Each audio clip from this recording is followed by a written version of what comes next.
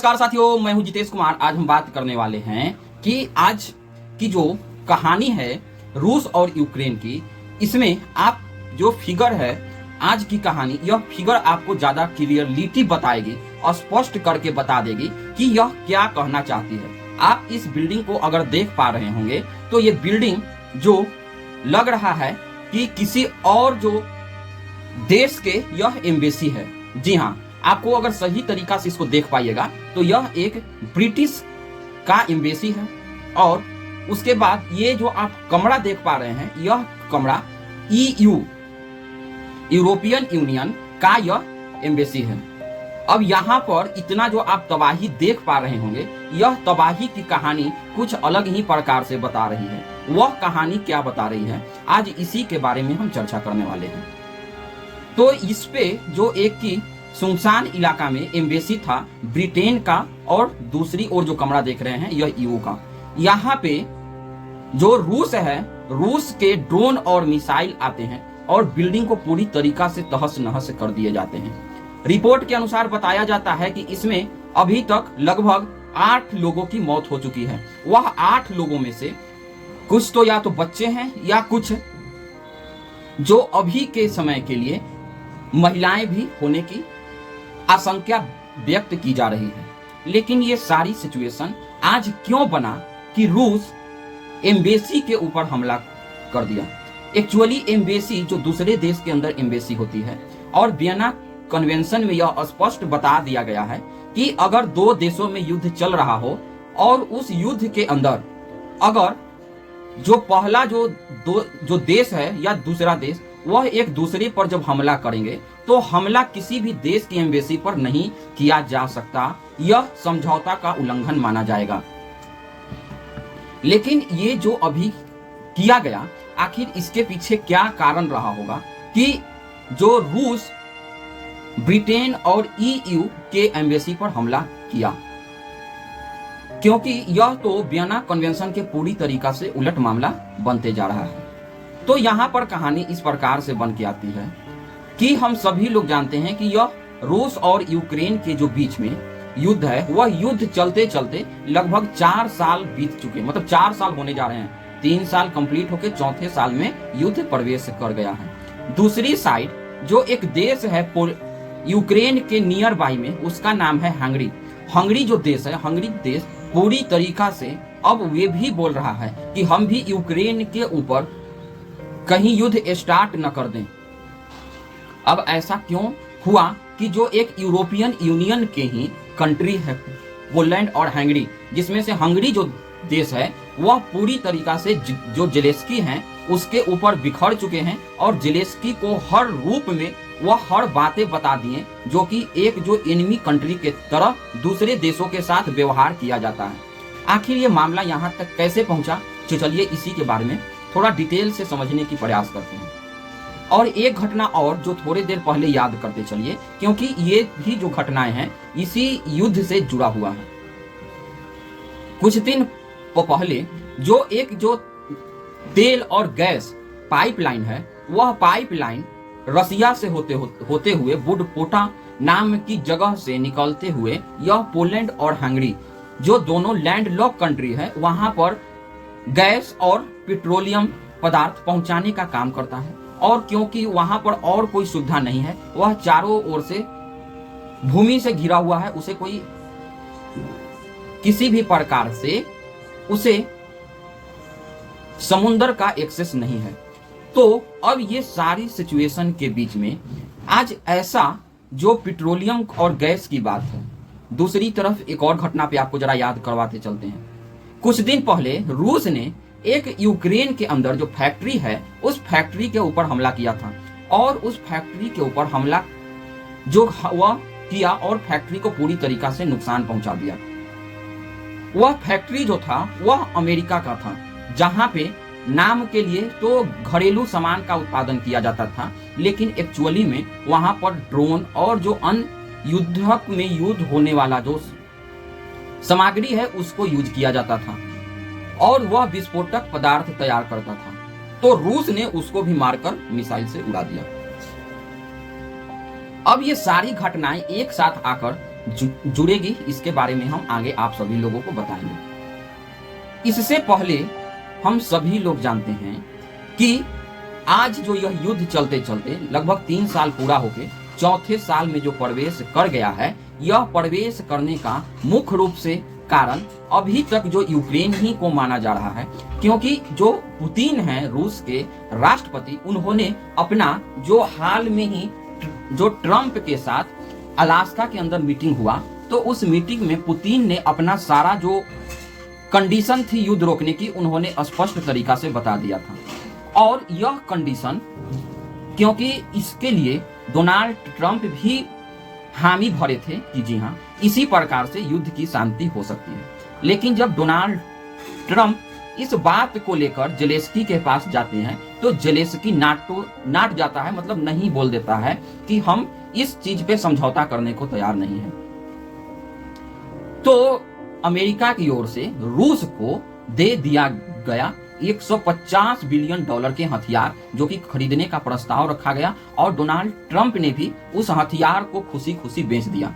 जो 150 बिलियन जो डॉलर था, वह बताया जाता है कि जितने भी यूरोपियन यूनियन कंट्री हैं, वे सारे के सारे कंट्री मिलकर जो फंडिंग करते हैं आपस में, या समझ लीजिए कि जो चंदा करके एक जगह पैसा को जुटाएं और वह पैसा यूक्रेन को मदद के लिए दे दिए, जो कि वह फिर अमेरिका के अंदर ही सारे पैसे को एक प्रकार से रख लिया गया और उन्हें उतना का हथियार दे दिया गया। मतलब यूरोप का पैसा निकला, यूरोप में ही रह गया। बस फर्क इतना था कि एक देश से निकलकर, यूरोपियन यूनियन से निकलकर वह पैसा चला जाता है अमेरिका के पास। अब यहां तक आपको क्लियर बहुत ही स्पष्ट हो गया होगा। अब जरा आगे चलते हैं। हथियार दे दिया जाता है, यूरोपियन यूनियन का पूरा सपोर्ट ही यूक्रेन को मिला हुआ है, इसीलिए जेलेंस्की युद्ध को रोकना नहीं चाहते हैं। बस जब भी उनको रोने का मौका मिलता है, तो सारे विश्व के सामने आकर रोने लगते हैं कि देखिए हमको रूस बहुत ही ज्यादा मार रहा है, अभी तक 8 लोग घायल हमारे यहाँ, उनको जान चली गई है। ये सारी जो सिचुएशन है वह बताने लगते हैं जेलेंस्की आकर। लेकिन जेलेंस्की अपना कहानी थोड़ा 2 दिन पहले याद कीजिए। यह कहानी 24 तारीख के है। 24 तारीख को एक न्यूज निकल कर आती है कि रूस के अंदर जो रूस के गैस जहां पर रिफाइन किया जाता है, गैस रिफाइनरी पर ड्रोन से हमले होते हैं और उस गैस रिफाइनरी को बहुत ज्यादा नुकसान हो जाता है। तो वह गैस रिफाइनरी पर जब हमला हुआ, तो उसको अपना जीत के रूप में जो जेलेंस्की है, वह पूरी तरीका से यूक्रेन के लोग जश्न मनाते हुए पूरे विश्व को यह अपनी ट्वीट के माध्यम से और सोशल मीडिया के माध्यम से बताना तय करते हैं कि देखो हमने कैसे आज मुख्य रूप से रूस के अंदर इतना तबाही फैला दिया है। दूसरी साइड आप देखिए कि एक जो जगह है कुछ दिन पहले, जो रूस तेल जहां से रूस से निकलकर वह तेल लेकर यूक्रेन होते हुए पोलैंड और हंगरी के पास जाते हैं, तो पोलैंड और हंगरी वाला में पाइपलाइन को ही अपने देश में यूक्रेन नहीं, रूस के बॉर्डर से जो गैस पाइपलाइन आ रही है, वह गैस पाइपलाइन को ही उड़ा देते हैं। और वह गैस पाइपलाइन को उड़ाने से क्या होता है कि हंगरी का जो तेल का जो फ्लो है वह रुक जाता है, उसके यहाँ तेल का क्राइसिस आ जाता है। और यह पाइप पर हमला यूक्रेन की तरफ से ऐसा नहीं था कि पहली बार था, उस पाइप पे हमला यूक्रेन की ओर से तीसरी बार ये किया गया था। 2 बार ज्यादा नुकसान नहीं पहुंचा पाए थे, लेकिन जो तीसरी बार है, जो 24 तारीख को जो किया गया, मतलब 24 तारीख को तो जो रसिया के ऑयल फील्ड है वहां पे हमला किया गया, और 24 तारीख से पहले जो गैस पाइपलाइन है उस पे हमला किया गया। अब गैस पाइपलाइन से हमला से रूस को तो ज्यादा नुकसान नहीं हुआ है, क्योंकि रूस को यही चीज मुख्यतः था कि उसका तेल बेच पा रहा था यूरोपियन यूनियन के देश को, जिसमें पोलैंड और हंगरी नाम से जो दोनों लैंडलॉक कंट्री है, वहां तक तेल जाता था। तो उसके यहाँ पर 7 दिन का जब क्राइसिस आ गया हंगरी और पोलैंड में, तो हंगरी और पोलैंड ने संयुक्त एक खत लिखा और वह खत लिखकर अमेरिका के राष्ट्रपति डोनाल्ड ट्रंप के पास भेजते हैं कि देखिए हमारे, और यूरोपियन यूनियन में भी लेके जाते हैं कि ये हमारे समझौता हुआ था, समझौता के अंदर यूरोपियन यूनियन को आप ही लोगों ने हमें बोला था कि तुम लोग क्योंकि लैंड लॉक कंट्री हो और तुम लोग तेल लेते रह सकते हो रूस से, तो अभी तो हम तेल ले रहे थे।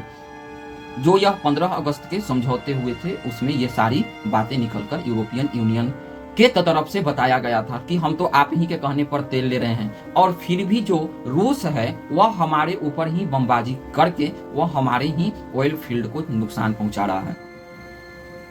यहां तक सारी बातें तो अभी तक आपको क्लियर हो गई होगी। अब क्योंकि यूक्रेन के अंदर जो हमला हुआ ईयू और ब्रिटिश एम्बेसी पे, उसके बारे में हम लोग बस खाली यही बोल सकते हैं कि भारत की ओर से दुख का जाहिर किया जा रहा है, क्योंकि कहीं ना कहीं यूक्रेन ही बार बार इस बात को उठा रहा था, क्योंकि भारत तेल लेता है इसीलिए युद्ध चल रहा है।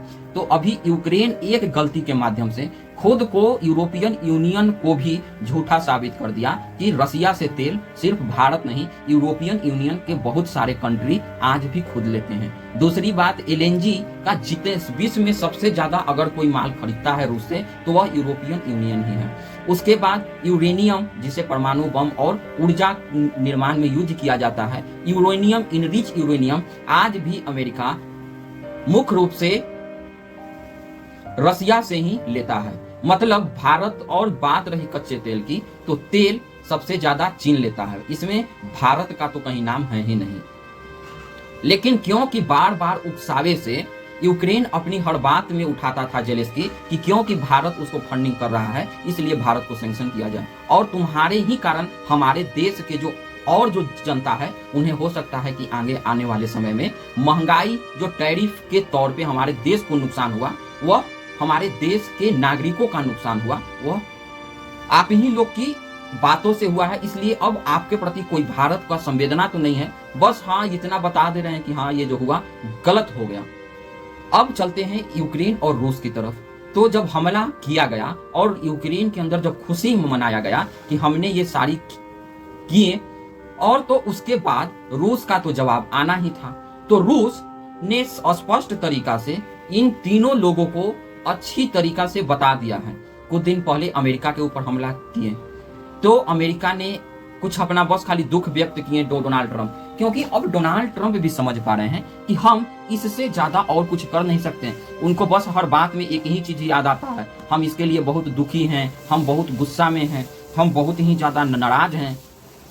आखिर इससे ज्यादा डोनाल्ड ट्रंप कर भी क्या सकते हैं अभी का जो सिचुएशन बना हुआ है उसमें। दूसरी साइड अगर हम बात करें तो ब्रिटेन और यूरोपियन यूनियन को भी स्पष्ट चेतावनी है कि तुम भी संभल जाओ। कुछ दिन पहले की आपको हम एक घटना याद दिलवाते हैं। जो इजराइल था वह, और उस हमला के अंदर जो ईरान के जो वहां पर एम्बेसी था, वह एम्बेसी को नुकसान पहुंचाता है। तो ईरान बोलता है कि ये मेरे देश के ऊपर हमला है, और अपने देश के ऊपर हमला मानते हुए इजराइल के अंदर उन्होंने पुनः वहां से मिसाइल से इजराइल के ऊपर हमला किए थे। तो मतलब उस देश के ऊपर हमला माना जाता है। तो ईरान तो अपना हमला करके इजराइल को, बेशक कुछ नुकसान नहीं हुआ था इजराइल का, लेकिन एक प्रकार से एक संदेश तो दिया गया। तो क्या अब यूरोपियन यूनियन और ब्रिटेन भी रूस के ऊपर हमला करके जवाब दे सकते हैं? तो एक बात मान लीजिए, अभी यूरोपियन यूनियन और ब्रिटेन खुद इतना ज्यादा डरे हुए हैं कि यह इस बात के लिए ही सुनिश्चित कर रहे हैं, अपना दुख व्यक्त किए हैं कि ये हमारे देश के ऊपर एक प्रकार से हमला है, इसके लिए हम दुख व्यक्त कर रहे हैं। और दूसरी साइड सिर्फ ये कर सकते हैं कि आगे आने वाले समय में इस प्रकार के घटना न हो, इस पे वे बात कर सकते हैं। यहां तक अगर सारी बातें स्पष्ट हो चुकी हो तो अब जरा आगे चलने का प्रयास करते हैं। आगे अब क्या होता है कि यूरोपियन यूनियन ने ये बात बता दिया कि हम सभी लोग जो फिर से फंड इकट्ठा किए हैं $150 बिलियन का, हम सभी लोग हथियार किनेंगे और अपनी सुरक्षा का और मजबूत ख्याल रखेंगे, अपनी सुरक्षा का मजबूत ख्याल रखेंगे। इसका मतलब क्या हो गया? अब यूरोपियन यूनियन और ब्रिटेन खुद इतना सहमा हुआ है रूस से कि कहीं अगला नंबर उनका ना आ जाए। जेलेंस्की जो कि बिल्कुल ज्यादा एक प्रकार से अंदर से डरे हुए, अपना रोना पीटना पूरे विश्व के सामने स्टार्ट कर चुके हैं कि देखिए हमको रूस मार रहा है, हमारे कोई भी प्रकार से कोई सैंक्शन को नहीं मान रहा है। हंगरी के जो अभी राष्ट्राध्यक्ष हैं उन्होंने स्पष्ट तरीका से जो भी यूक्रेन के जो सेना कमांडर थे जो इसने पाइपलाइन उड़ाया था उसको पूरी प्रकार से अपने देश के अंदर आने से सैंक्शन कर दिया, और वहां के जो डिप्लोमेट है उनको भी बुलाकर पूरी तरीका से झाड़ दिया कि तुम युद्ध तो तुम मतलब यूक्रेन और रूस लड़ रहे हो, नुकसान हमारा क्यों करवाना चाहते हो। तो रूस यूक्रेन अपनी तरीका से फिर से वह रोना पीटना स्टार्ट किया कि आप तो हमारे साथ हैं, कभी आते ही नहीं है हमारी कभी भी, जो हमारे यहाँ इतना लोग मारे गए आप दुख भी व्यक्त किए नहीं। तो उन्होंने कहा कि युद्ध तुम कर रहे हो, हमारे इससे क्या लेना देना, अगर हमारा नुकसान हुआ अगली बार से तो समझ लेना कि इस बार यूक्रेन और रूस तो बाद में, पहले हंगरी और यूक्रेन आमने सामने आ जाएंगे। ये भारी चेतावनी भी दिया गया है, और जो वहां के जिसने जो सैनिक कमांडर ने पाइप उड़ाया था उसको अपने देश में या जितने भी अगल बगल के जो फ्री रास्ते हैं उनको ब्लॉक कर दिया गया है।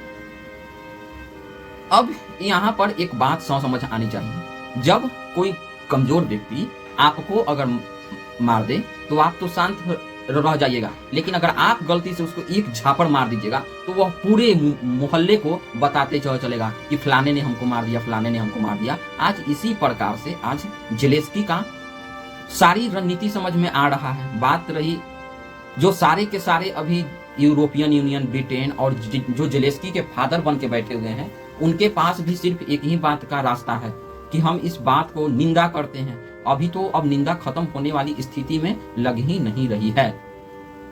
आप इसके बारे में क्या बताना चाहते हैं? आप अपने विचार के माध्यम से हमें जरूर बताइए। हम अगले वीडियो में मिलेंगे। जब तक जय हिंद, जय भारत।